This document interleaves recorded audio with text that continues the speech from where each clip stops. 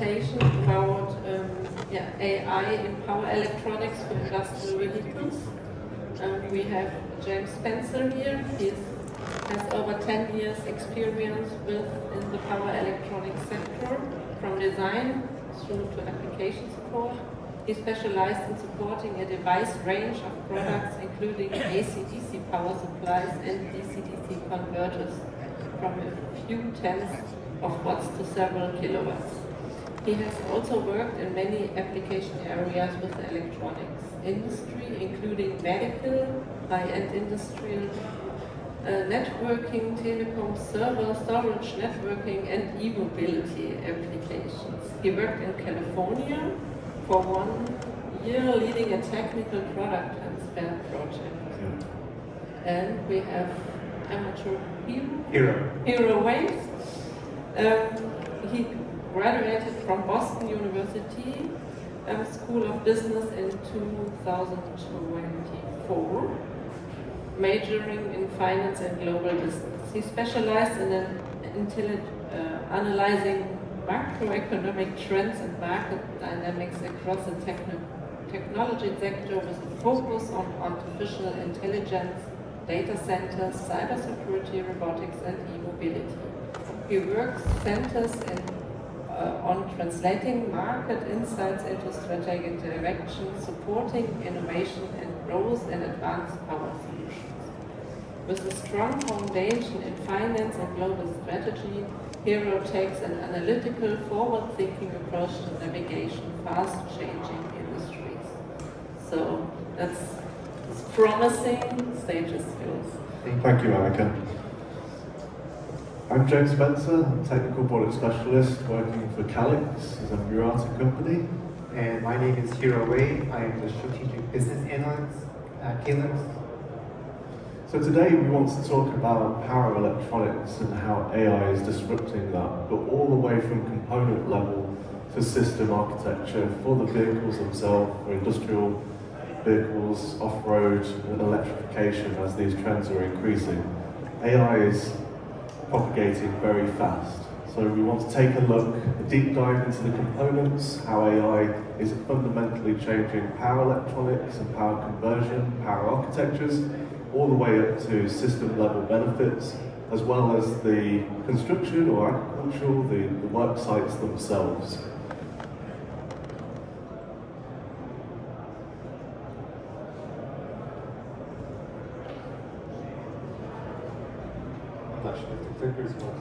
Not working. So what will you learn today? Well, you will learn fundamentally how key market trends are disrupting the power electronics sector and industrial off-road vehicles, including AI integration. So my colleague Hiro will take you through those key market trends, and then later on we'll do a deep dive into the impact of these trends and fundamentally what's making these trends possible and our predictions of where we think AI is moving in the future with application to industrial off-road vehicles. We'll give you some of the benefits of what we think is going to happen in this space, how the AI transformation happens. We've already heard a little bit in the conference about some technologies like digital twins and some of the enablers that are going to increase productivity and increase safety for high-end systems. I'm a power specialist, so I'm very much interested as well how we power these new electrical requirements, AI loads and more intensive computing. What are the power requirements looking ahead? And we want to make some of those future predictions of what we think is going to happen and also get ideas from the market and any questions obviously later on. So without further ado, I'll hand you over to my colleague Hiro Waye. Thank you, James.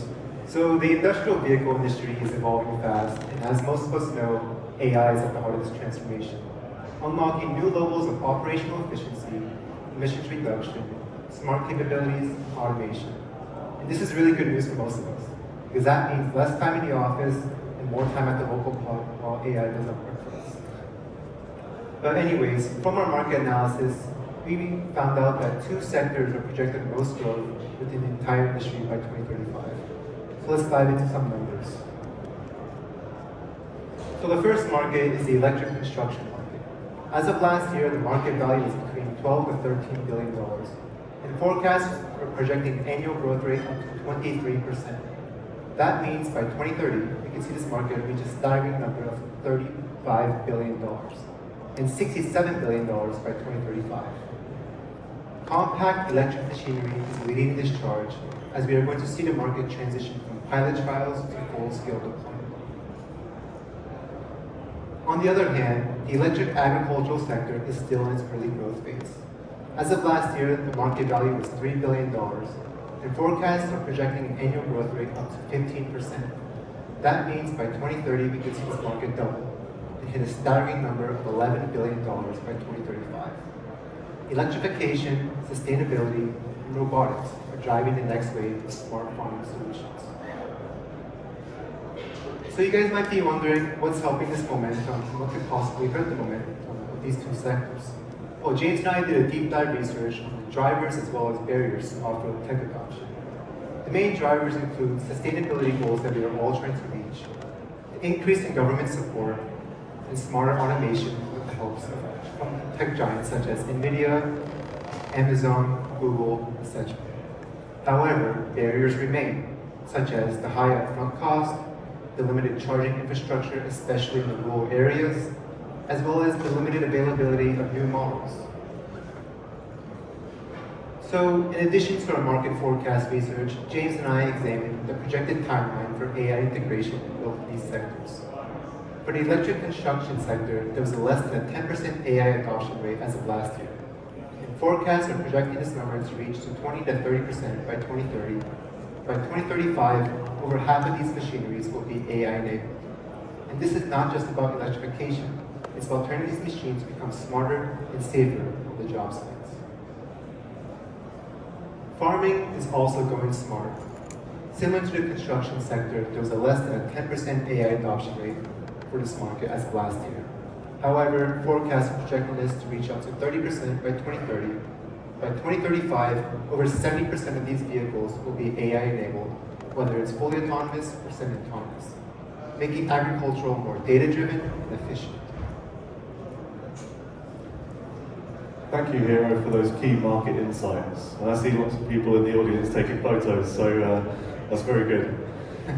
But what's behind this? We've said that these are predictions, and based on our research, are going to go from 10% AI integration today to 60, 70% by 2035.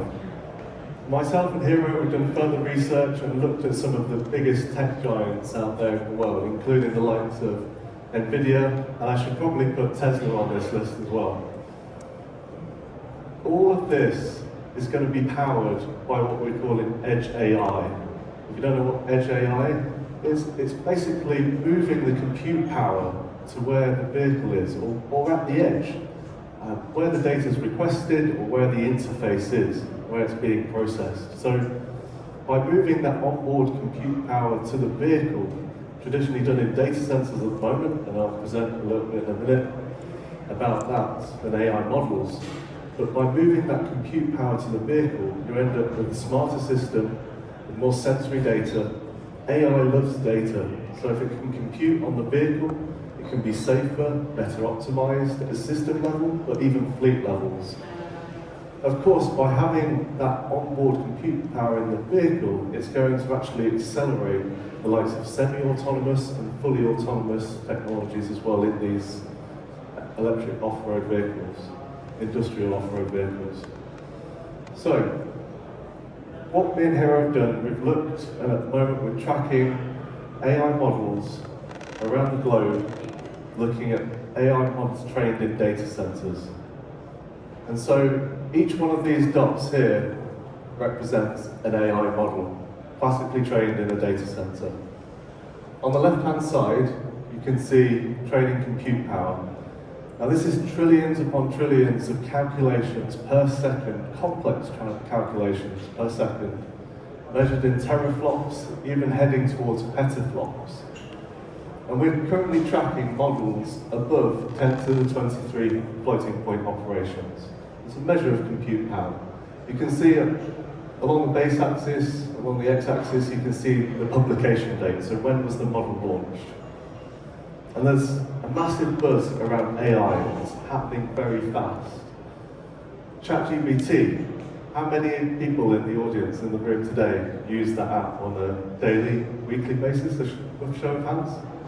Yeah, a lot of hands. And I expect that everyone uses that technology, is aware of that technology. And I would encourage anyone who hasn't downloaded it, download ChatGPT, download Google's Gemini, try these things out. Because if you don't embrace this new technology, you'll miss it. It's happening. Every 6 months, something new is happening. So there's two big things that I notice about this chart. And one of them is the fact that over the last 2 or 3 years, there's been an exponential rise in compute power. Led by NVIDIA with GPU racks, we're seeing a colossal amount of compute power enable AI technology. So that's why we didn't have ChatGPT 2 or 3 years ago. This is fundamentally what's changed there. Another key fact that I notice about this chart is that most of those AI models are coloured in blue. This means a language model. You can see ChatGPT 4 is actually multimodal there as well. And Gemini by Google is right at the top there, leading the way. But this has been a big shift, and I think in the future, at Calex, we're forward-looking to predict where this market's going. So we believe at Calex that the training compute power is going to scale by a factor of 4 every year, taking us to a whopping 10 to the 32 flops by 2034, 2035. Trillions and trillions and trillions of calculations happening so we can understand machines, intelligent machines, understanding the world around us better, so we can do further optimization. And I believe this will be driven down from component level all the way to system levels. Not only that, another key difference that you notice about this chart is the fact that all of a sudden the density of blue is gone. There's much more of a diverse mix of colour there, and that's because we've got different models here. Language, speech, drawing, biology. We've spoken about vision systems, we've spoken about vision sense capabilities, and mesh networks of sensors combining through AI models to give us something greater than the sum of just a single sensor alone. I believe that the combination of these AI models will give us a greater view of the world and make machines more intelligent, including a new generation of robotics. So fundamentally, it got me thinking, how can it be applied for power electronics to the component level, and of course has relevant system integration level for benefits of job sites, construction, agriculture? It really starts with the system environment. I know AI loves data, and so the better quality data we have and the more of it we have, we can train AI models so much better so we can make smarter decisions based on data. But what can this lead to? It can lead to better insights on predictive maintenance, but to the more DC to DC component elements themselves, as well as batteries, as well of course the larger system at play. Fault detection. I know that as systems become more and more autonomous, that maintenance is still going to be massive. The companies are going to be aware of still maintenance costs, downtime, and if they can preempt this before failure happens, then knowing more about your systems environment, the reliability of certain components in that system, computes through an AI model can give you these new insights. We've also spoken a lot about cybersecurity, and this is going to be increasing concern as systems become more autonomous in the future. So I took a particular case study. In this case, I looked at an electric excavator. Now for auxiliary power, you've got some kind of high voltage drive battery.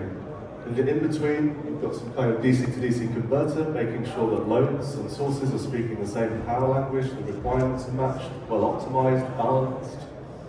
And then you've got some kind of low side battery, and then they've got some kind of onboard compute. Like I say, if you look at NVIDIA's Jetson products, it's becoming an AI chip race to embed that compute power right where the vehicle is because of low latency, because of security, because of real-time optimization. You can make decisions if something's not going quite right in a process. You can optimize without waiting to go to a cloud service.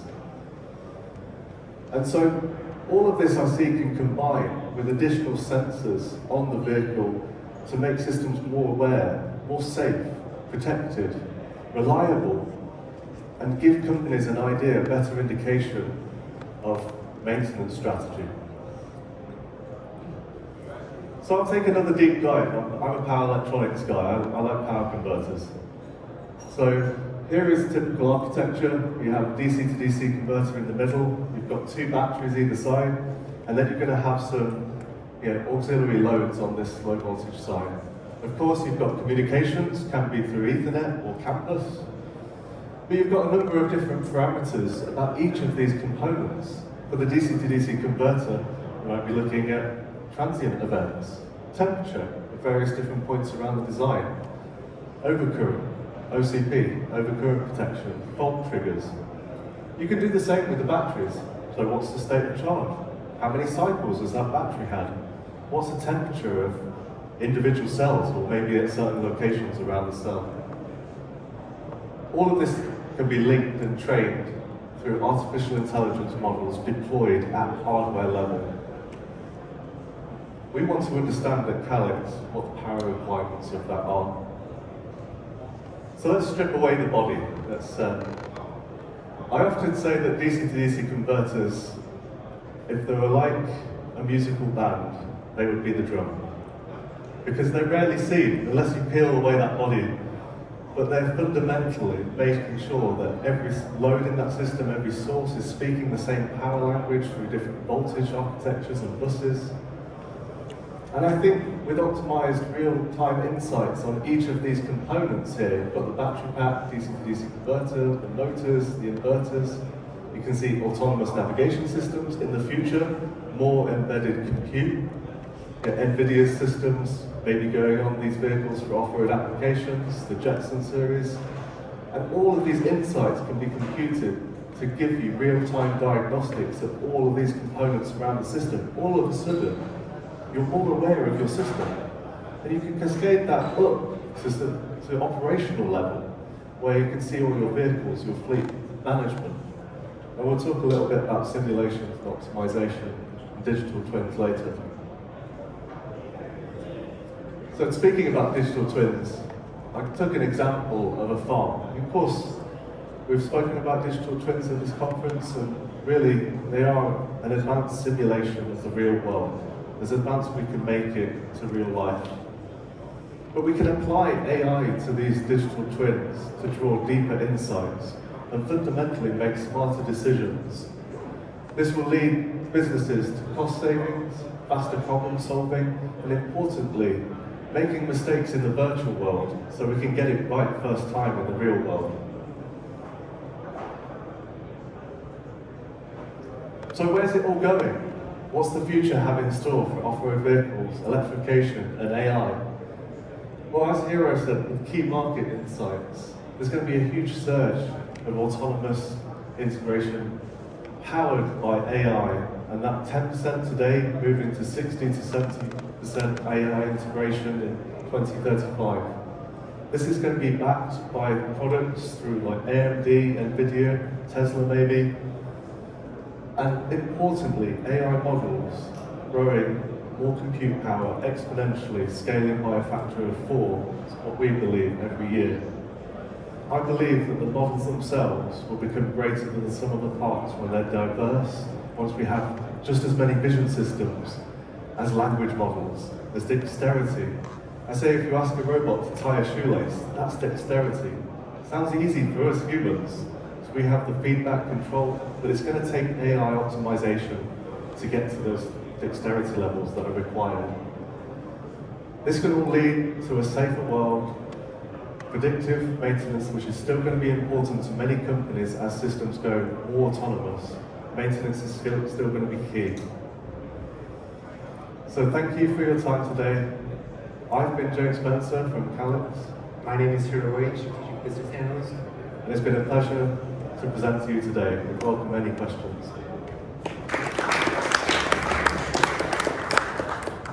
Thank you so much for the nice and informative presentation. Are there questions from the audience?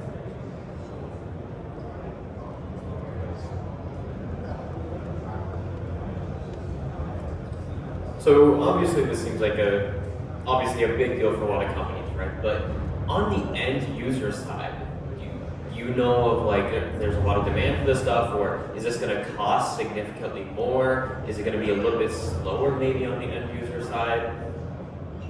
I think it comes down to value, and any new technology is always cost prohibitive at the start. I asked the question earlier about sensor technology. If it's a new sensor, it might be more expensive than a well-established sensor. The point is getting to achieve our end goals and sustainability, more automation, so companies can be more productive. We're going to have to push through some of those barriers to get to those goals. Thank you. Is there another question?